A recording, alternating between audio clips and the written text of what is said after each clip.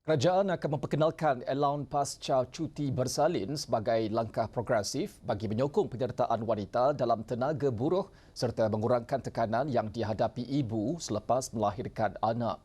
Perdana Menteri Datuk Seri Anwar Ibrahim berkata, inisiatif itu diperkenalkan susulan dapatan kadar penyertaan tenaga buruh dalam kalangan wanita berumur antara 25 hingga 39 tahun menurun berikutan komitmen materniti.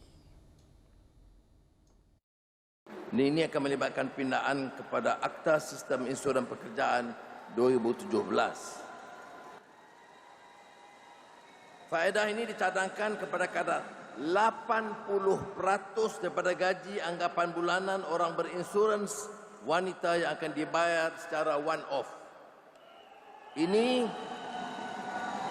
akan memberi manfaat kepada lebih 132,000 orang pekerja wanita.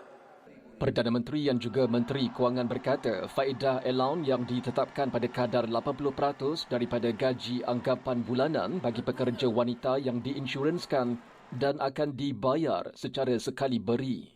Dan allowance ini merupakan bantuan kewangan bagi cuti tambahan sehingga 30 hari sebulan yang diambil selepas tamat tempoh cuti bersalin 98 hari.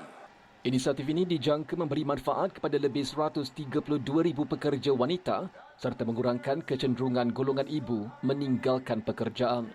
Mengikut Akta Kerja 1955, setiap pekerja wanita di Malaysia layak menikmati cuti bersalin sebanyak 98 hari berterusan termasuk hari rehat dan hari kelepasan am.